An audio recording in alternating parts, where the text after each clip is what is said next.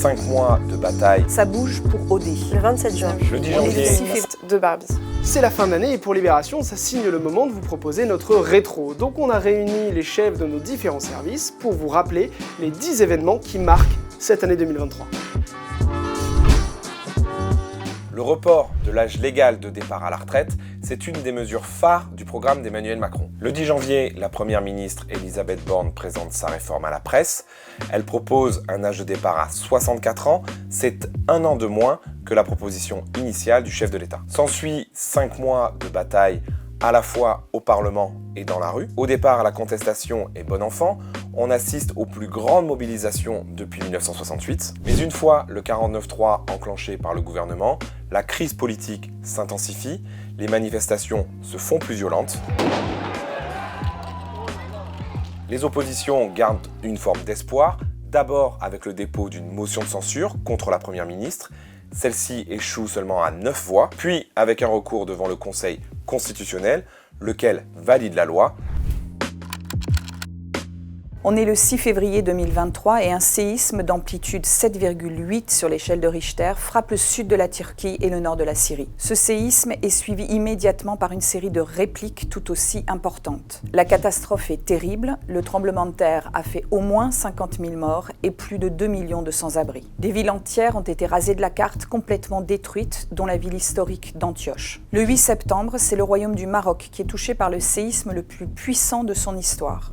Plus de 3000 personnes trouvent la mort dans ce tremblement de terre. Quelques jours plus tard, dans la ville de Derna, dans l'est de la Libye, la tempête Daniel fait plus de 11 000 morts. La rupture de 2 barrages en amont de la cité a totalement inondé la région. Et puis le 7 octobre, le jour des attaques du Hamas contre Israël, c'est l'Afghanistan qui est touché par un tremblement de terre. Là aussi, le plus puissant de son histoire, plus de 2400 personnes trouvent la mort. Ce 20 mars, notre portable a vibré en milieu de matinée. Un message s'est affiché, il disait « Ça bouge pour OD ». On a vite compris. OD, c'est Olivier Dubois, correspondant de Libération au Mali, mais aussi de Jeune Afrique et du Point. Et ce message signifiait qu'après 711 jours, presque 2 ans de détention au Sahel, dans le désert, Olivier Dubois avait été libéré. Inutile de vous dire que la rédaction a explosé en applaudissements à l'annonce de cette nouvelle. Le 8 avril 2021, Olivier Dubois s'était rendu à Gao, une ville dans le nord du Mali, pour y mener une interview d'un cadre djihadiste. L'interview a tourné au piège. Une longue enquête conjointe menée par Libération, Le Monde, RFI et TV5 Monde, et publiée après la libération d'Olivier, a révélé que les militaires français de l'opération Barkhane, alors encore présente au Mali, suivaient Olivier Dubois jusqu'au moment précis de son rapt. Après sa libération, Olivier Dubois a donc retrouvé ses collègues, ses proches, sa famille, ses amis. Mais il a aussi appris que l'intermédiaire avec lequel il travaillait jouait un double, voire un triple jeu, puisqu'il était payé à la fois par les djihadistes et par les militaires français de Barkhane.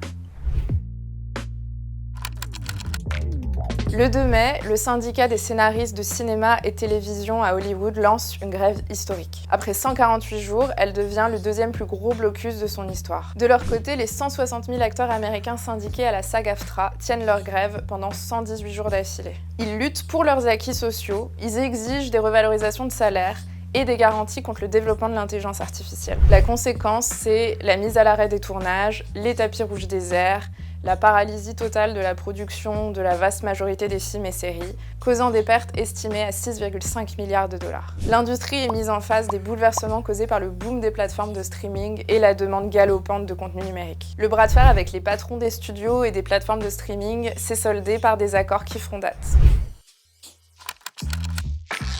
Le 27 mai, Justine Triet remporte la Palme d'Or pour son film Anatomie d'une chute et son discours fait l'effet d'une bombe politique. Elle dénonce la surdité du gouvernement vis-à-vis de la mobilisation sociale contre la réforme des retraites. Cette contestation a été niée et réprimée de façon choquante. Et elle défend le modèle de financement public de l'exception culturelle qu'elle estime mise en péril par le pouvoir en place. Ça fait complètement désordre dans les usages habituels des discours pleins de politesse et de congratulations. La ministre de la Culture, Rima Abdul-Malak, se dit estomaquée. La première ministre, Elisabeth Borne, reconnaît qu'un blocage la dissuade d'aller voir le film. À l'arrivée, Anatomie d'une chute, c'est 1,3 million d'entrées en France, 350 000 de plus à l'international. Et on s'attend à ce que le film squatte la cérémonie des Césars 2024.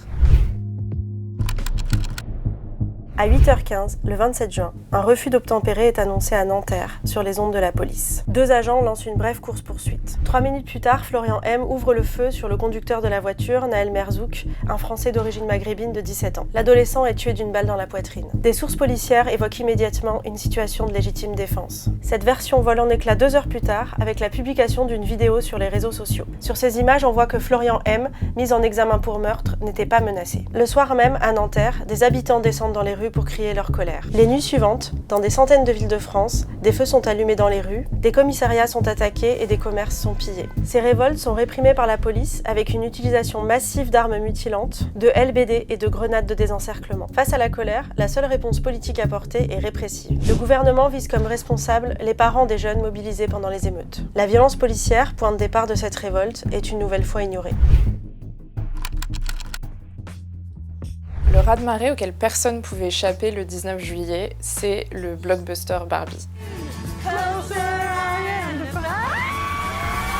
5,8 millions de spectateurs en France, plus d'1 milliard de dollars au box-office mondial. C'est le résultat d'une grosse opération marketing de l'Empire Jouet Mattel, avec laquelle redorer le blason cool et féministe de Barbie. C'est aussi l'origine de polémiques sans fin tout l'été, sur fond de rebond des ventes de jouets et des produits dérivés. Et en fait, chacun met en jeu son brevet de féminisme pour se poser cette question: est-ce qu'un film en forme de placement de produits géants peut être à la fois le fruit d'une stratégie capitaliste cynique et une satire pop, maligne, avec du cœur? Ce qui est sûr, c'est que Greta Gerwig, la réalisatrice et co-scénariste, a changé de statut. D'ancienne égérie du cinéma indé new-yorkais, elle devient la première réalisatrice de l'histoire à peser 1 milliard de dollars au box-office.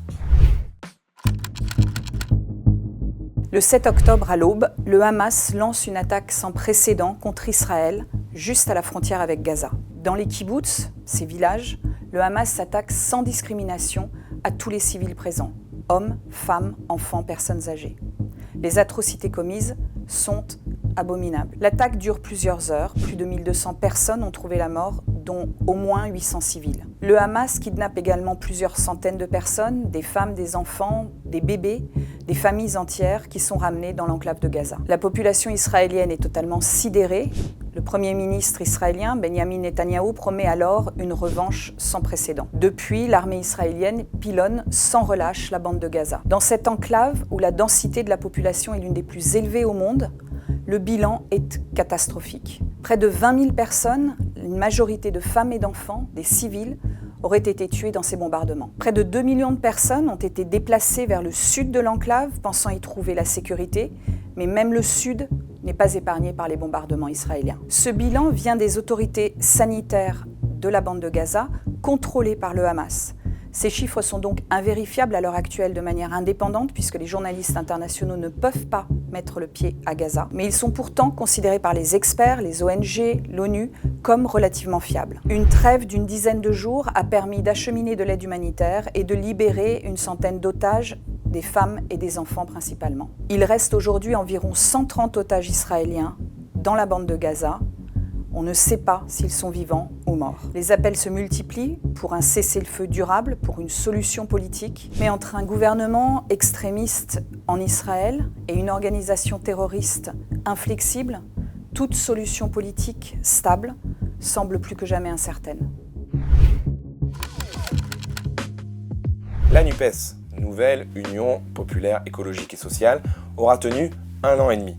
Et c'est sur le conflit israélo-palestinien qu'elle a éclaté. Le 7 octobre, première secousse, un communiqué de la France Insoumise ne condamne pas clairement l'attaque contre Israël. La polémique est lancée et s'amplifie lorsque les Insoumis refusent de qualifier le Hamas de mouvement terroriste. J'ai répondu sur terroriste. Après une semaine de crise, les communistes sont les premiers à tourner la page de la NUPES le 15 octobre. Dans la foulée, les socialistes annoncent un moratoire et demandent des clarifications à leurs alliés insoumis. Enfin, les écologistes actent la pause et pointe, comme le reste de la gauche, un problème Mélenchon. La crise, en réalité, couvait depuis des mois. Les partenaires étaient en désaccord avec la stratégie dite de conflictualité prônée par le leader insoumis. Beaucoup assurent qu'en 2027, une candidature commune reste possible.